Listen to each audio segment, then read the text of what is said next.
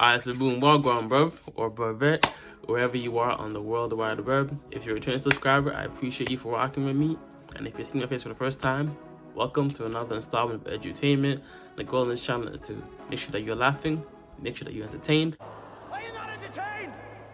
Are you not entertained? Is this not why you are here? But most importantly, make sure that you're learning something that you can apply to your own personal life and make it better. Talk about addictions on the channel, specifically weed and financial literacy. So consider subscribing. Just leave out on that subscribe button. So I get this comment sporadically on my weed related videos because weed is so easily accessible oftentimes. It's courtesy of John Doe. He says cannabis is not an addictive herb and it's not a drug. It's a organic plant from God, okay, that stops addictions. It has additions. That stops additions. It has 0 deaths, 0 overdoses. Please stop watching CNN and don't trust what people tell you. They are all brainwashed. So for starters, first and foremost, right? My goal on this channel when I talk about weed is not to necessarily convince you that weed is bad or convince you that is good. It's just to lay the facts down and let you decide for yourself.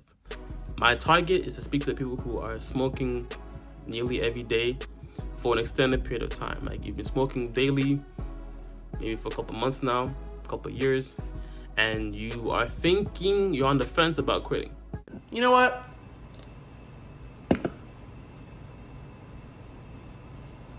No.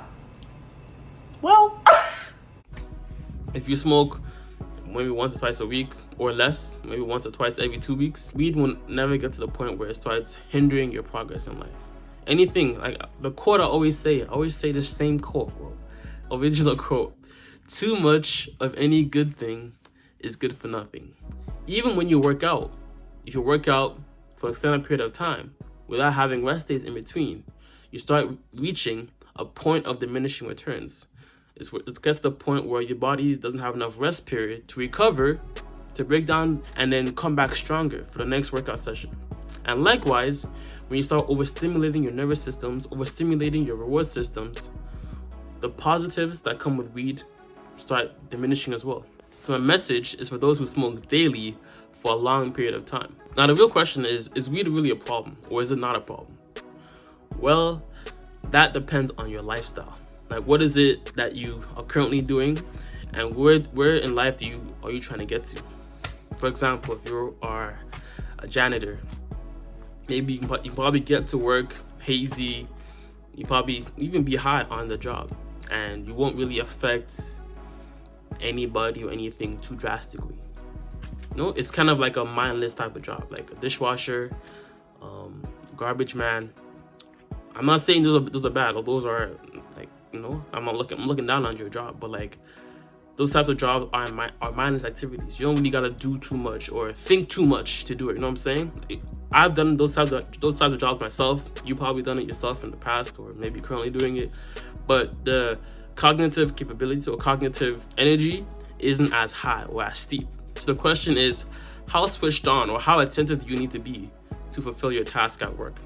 Or how switched on do you need to be to achieve the lifestyle you want? Like being high as an accountant on the job probably isn't the best thing, you know what I'm saying? Maybe you cause your company to have a tax issue or get a letter from the IRS, stuff like that, and then come blame you. You know what I'm saying? If you're trying to pursue your entrepreneurial venture, you gotta be switched on so that you don't get too comfortable with the 9 to 5, with the comfort that comes from a 9 to 5 job, right? The 9 to 5 job is very comfortable. I'm not saying it's easy, but it's comfortable. There's a steady paycheck every single month or every 2 weeks, and you're good. But if you're trying to be an entrepreneur and you're trying to make your shit pop, your online business pop, then you gotta be extremely diligent with your time. You don't have the same time to just chill or just just be regular on a regular basis, on a daily basis. You need to be spending, because especially with anything online, it takes time to scale your business. It takes time. It took me a year to get to like 1,000 subscribers, and within like 3 or 4 months I got to like 3,000 or 4,000, right? So anything online or any type of entrepreneurial journey, it takes more energy, it takes more cognitive capabilities to get to the point. And yes, weed can help, but if you're trying to start your own business or make a lot of rap songs, for example, and you're always high,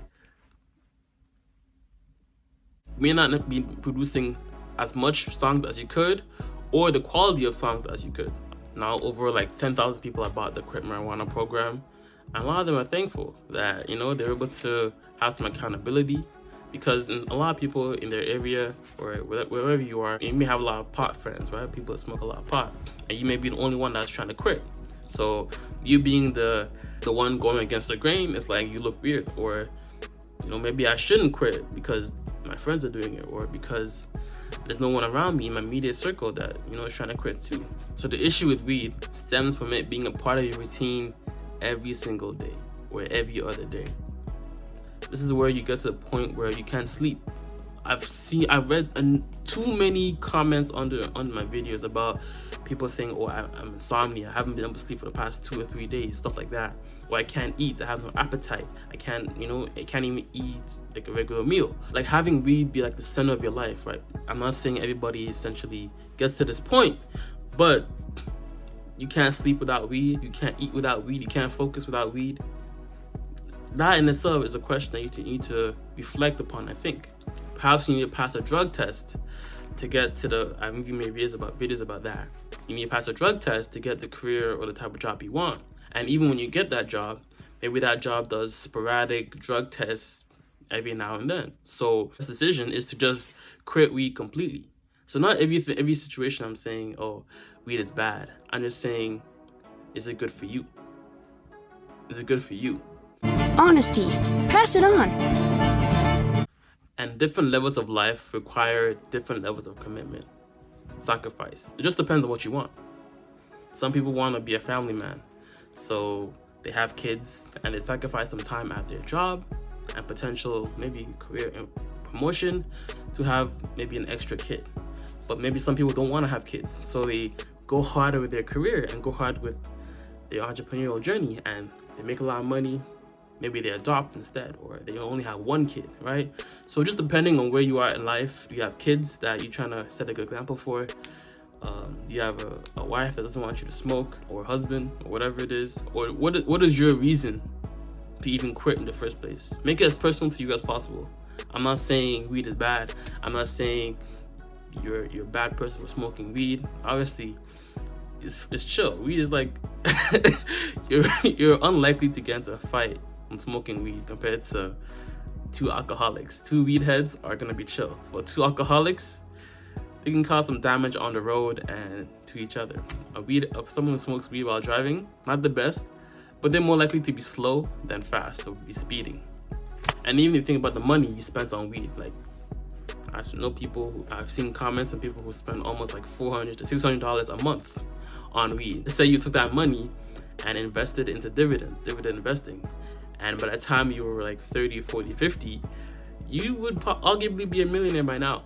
If you took all the money you spent on weed and put it into dividend investing or some type of stock portfolio, or you were saving it up to pay debt so you could not be in debt any longer, right? So just think about it. Most importantly, you're not too old to quit. People as old as 60 years old have taken the program and just quit in general. Again, I'm not saying you have to take the program. You can quit on your own, do your thing. I have a mini course as well, but you can do your thing on your own. Okay, you have to follow me, but like it's always good to have accountability. At the end of the day, my goal is to ask you, what's your reason to continue smoking or to even quit if it's so be it. I'm just saying. Again, I'm not putting off the narrative that weed is bad, but there's two sides to everything. That's all I'm gonna say. But links in the description for all relevant weed related videos and some financial literacy stuff. So God bless, much love, peace and joy. Namaste. And always remember, it doesn't feed you, do not water it. And too much of any good thing is good for nothing. Whatever you're watching, whatever you're listening to, whatever you're eating, doesn't nurture you or make you better, cut that shit off. Alright, fam. Deuces. I know you still looking at your life and you didn't think it'd end like this. I know you stay awake trying to make the mistakes that you made feel right.